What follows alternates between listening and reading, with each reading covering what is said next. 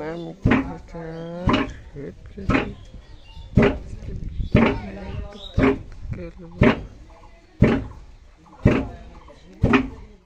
তো আজকে হলো বাসায় পিঠার আয়োজন করা হইবে। বাসায় হলো মেহমান আসছে, তো কি পিঠা বানানো হয় কি হয় না হয় সম্পূর্ণটা আপনাদের মাঝে শেয়ার করব। আসসালামু আলাইকুম, আপনারা সবাই কেমন আছেন? আশা করি অনেক ভালো আছেন, যে যেখানে আছেন সুস্থ আছেন। আলহামদুলিল্লাহ, আপনাদের দোয়া ও ভালোবাসা আমরা অনেক ভালো আছি। তো প্রতিদিনের মতো নতুন একটি ব্লগ নিয়ে আপনাদের মাঝে চলে আসলাম। আর আজকে ব্লগটা স্টার্ট করতেছি হলো খুব সকাল থেকে। তো আমি হলো সকালে অনেক সকালে ঘুমাইছিলাম, ঘুমে থেকে উঠা হলো সকালে সব কাজকর্ম কইরা হলো আমাদের পুরান বাসায় গেছিলাম। তো ওই বাসায় যাওয়ার কারণ হলো কালকে জ্বর হয়েছিল। আজকের কিছু ভিডিও কালকেও করা ছিল, কারণ কালকে আমাদের বাসায় মেহমান আসছিল। তো মেহমান কি আসছে সম্পূর্ণ ভিডিও দেখলে অবশ্য বুঝতে পারবেন। তো বিকালে একটু বের হয়েছিলাম, তো বের হয়েছি পরে প্রচুর পরিমাণে বৃষ্টি হয়েছে, এক কথায় বলা যায় যে ঝড় হয়েছে। তো কালকে আমাদের এদিকে হলো কারেন্ট চলে গেছে, রাত্রে একবার আসছে পরে সাথে সাথে হলো ট্রান্সমিটার যেটাকে বলা হয় ওইটা হলো বাস্ট হয়ে গেছে। এজন্য আমাদের এখানে হলো মানে শ্বশুরবাড়ির আশায় হলো কারেন্ট নাই কালকে বিকেল থেকে। তো আমার পুরান বাড়ি আর আমার শ্বশুরবাড়ি এক জায়গায়, তো 5 মিনিট লাগে যাইতে আসতে। তো আমাদের দাদাবাড়ির কারেন্টের লাইনটা অন্য সাইডের আর এখানে একটা অন্য সাইডের। তো আমি সকালে হলো ওই বাসায় যা দেখছি হলো কারেন্ট আছে কিনা, সেজন্য হলো গেছিলাম। তাও ফোনে হলো চার্জ ছিল না, তো এই জন্য যা দেখি যে ওইখানে কারেন্ট আছে, আমি যাই আবার আইসা মোবাইল আর চার্জার নিয়ে গেছি, তো চার্জ দিয়ে আসছি। তো আফুদের সকালে কল দিছিলাম যে আসার জন্য, আজকে হলো পিঠা বানাবো। তো গুড়ি কোটার জন্য গেছিলাম আমি সকালে। মা বলছিল কারেন্ট নাই, আমাদের বেশিরভাগই ব্লেন্ডার করা হয় গুড়িগুলা চাউল। তো মারে বলছিলাম, তো ভাইয়া হলো বলছিল যে সামনে কালকে চলে যাবে, কিন্তু আর ছুটি কিছুদিন বাড়াইছে। তো মারে বললাম, মা বউ যখন বলছিল তখন বললাম যে তো সে তো কয়েকদিন থাকবো, তাকে কালকে বানাবো। তাহলে মা আর কিছু বলে। তো আমি হলো আমাদের পুরান বাসায় গেছিলাম। তো আপনাদের ভাইয়া হলো ঘুমেছিল, আমার এই কল দিছে, পরে হলো আমি চলে আসছি ফোনে চার্জ কইরা। তো আয়সা দেখে তারা গুড়ি কোটার জন্য অন্য বাসায় ঢেকিতে যেটা কোটা হয় ওইখানে হলো গেছিল। তো আমি আয়সা দেখি নাই, বাসায় নাই, তো আমিও গেছিলাম। তো আপনাদের ভাইয়া আর আমি গুড়ি হলো ঢেকিতে পার দিছি, মা হলো গুড়ি চালছে। তো যাই হোক, আজকে পিঠা বানানো হয় না হয় সারাদিনটা আপনাদের মাঝে শেয়ার করব। তো দেখতে থাকুন ভিডিওটি, দেখেন প্রচুর পরিমাণে ঘামাই গেছি, কারণ ঢেকি পাড়াইতে অনেক বেশি কষ্ট লাগে। তো যাই হোক, দেখতে থাকুন ভিডিওটি, আশা করি ভালো লাগবে, কারণ ভালো লাগার মুহূর্তগুলো আপনাদের মাঝে শেয়ার করলাম। তো ভালো লেগে থাকলে চ্যানেল সাবস্ক্রাইব করবেন, লাইক করবেন, কমেন্ট করবেন, শেয়ার করবেন। আর আমার ভিডিওর মধ্যে কোনো ভুল ত্রুটি হলে অবশ্যই ক্ষমা দৃষ্টিতে দেখবেন। আর সম্পূর্ণ ভিডিওটি দেখে আপনাদের পাশে রাখবেন, ভালোবাসবেন। আর আমরা আপনাদের ভালোবাসার জন্য ভালো ভালো ভিডিও দেওয়ার চেষ্টা করব। তো দেখতে থাকুন ভিডিওটি।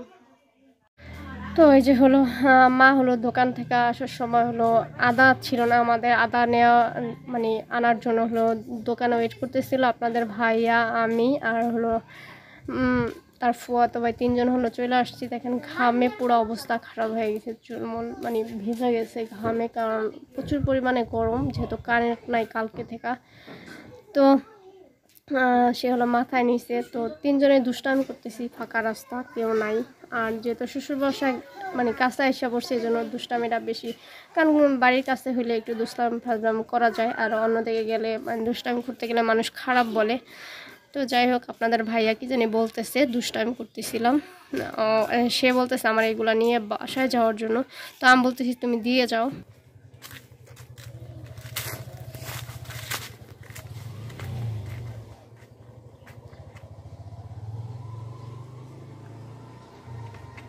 হুন্ডালা লোকটাকে দা, আসসালামু আলাইকুম। হুন্ডালা লোকটাকে দা ভাইয়া, শাইন ভাই দুলো ভাই কই যায়? আমার রাস্তা দেখে লাইছে ভ্যানে আমি মন কো মামুন কো আমি কই মান তোমার আগতে গেছে না, ও ওই কোন গেছে, ফোন দেন। আমার রোদ রে বাবা, যেখানে বাঘের বয় সেখানেই সুন্দর। দেখা করতে চাই নেই, তারাই দেখা সামনে পড়েই গেছে। মাস্কটা পরবেন না, মাস্ক হলো চিনা যাবে, আমার মনে চিনে না। শাইন ভাইয়ের সামনে কই আছে শাইন ভাইয়ের সামনেই করছি কই আছে ওই যে এর ব্রিজটা পার হইছি মতই শাইন ভাই করতে যায় মানে কই যার ওই বেতে যাইতাছে কই তুই ও তুই দেখছস আর ওটা জানে মানে হঠাৎ করে সামনে পড়ে গেছি এখন সামনেই পড়ছি ব্যানারতে না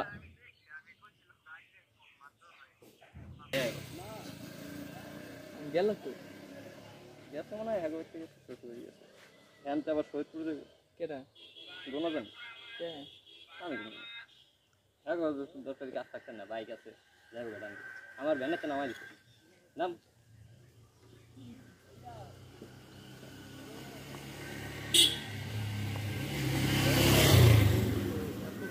তো এই যে হলো গতকালকে বিকেল একটু বের হয়েছি পরে প্রচুর পরিমাণে ঝড় নামছে তো এক মসজিদে হলো আমরা আশ্রয় নিয়েছিলাম কিছুক্ষণ পরে বৃষ্টি কমছে পরে আবার বের হয়েছে আবার কাজীহাট গেছি পরে বৃষ্টি নামছে আর কোথাও যাওয়া হয় নাই পরে বৃষ্টির মধ্যে এক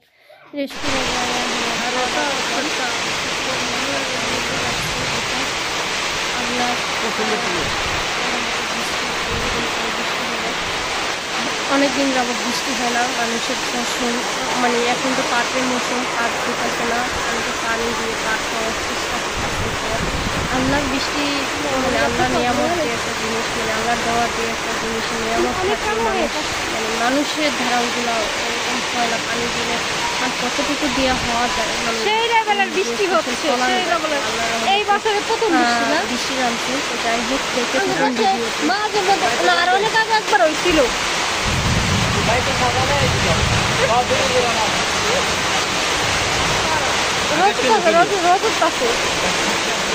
যে কোনো মুহূর্তে কমে যাবো কালকের ঝড়ে দেখেন আমাদের বাড়িঘরের অবস্থা তো যাই হোক সবাইকে গুড মর্নিং মাত্র ঘুম থেকে উঠলাম ওইটা হলো ঘর ঝাড়ু দিয়েছে এখন উঠান ঝাড়ু দেব এই ঘর দৌড়ে এইরকম অবস্থা হয়ে গেছে আর কারেন্টও কালকে সেই বিকালে গেছে কারেন্টও নাই রাত্রে কারেন্ট একবার আসছিল আসার সাথে সাথে ট্রান্সমিটার জ্বলে গেছে কখন কারেন্ট আসে কেউ জানে না ঘরের ভিতরে দেখেন কত অন্ধকার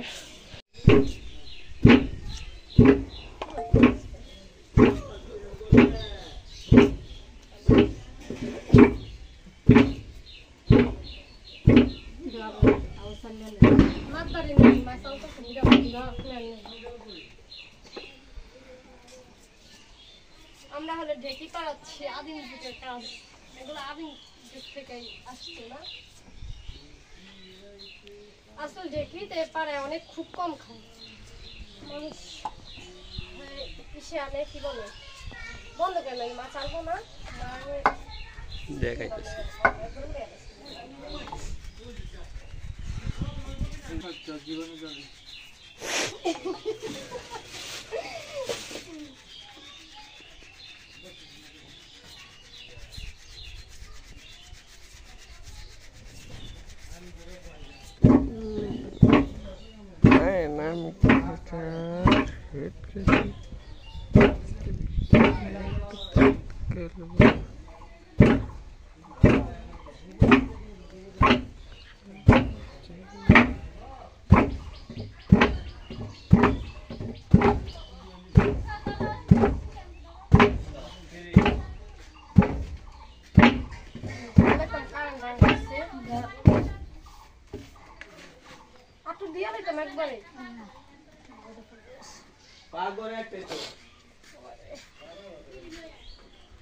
দোকানতে ব্যালেন্ডার করে লই তুমি ভালো ছিল দোকানে কারেন্ট নেই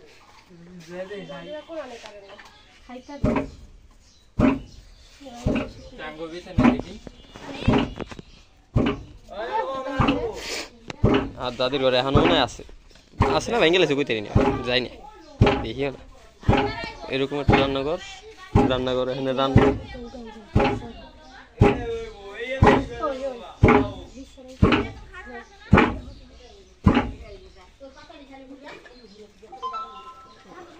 কিলো হয়ে গেছে নাকি উড়া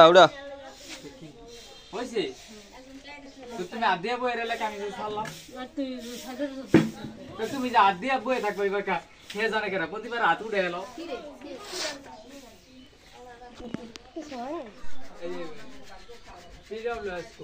আমাদের পায়ে আলাদা দিছে ভাত বানায় পুরোটা গরম পানি ভিতরে চুবাই দিছে আমার কত গাছ দিছে আমি ডাকে পাবের গেছি এরপর হ্যাঁ আমার করে দিব আমার দিব না আরে কত বলে কত কিছু তুমি আমার হেডফোন দিবা কইছো না ফাজা ইয়ে বাবুর বিয়ের সময় পর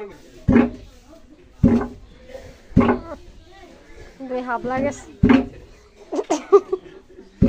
সাইরা দিতে হইব পাট দিয়া এর লগে লগে ধরে ভাই সাইরা দিতে হইব পাট দিয়ে লগে লগে পাউডার হবে হ্যাঁ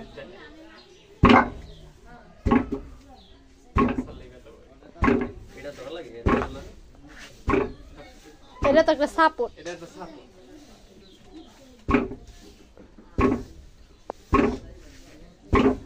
ওকে ভাই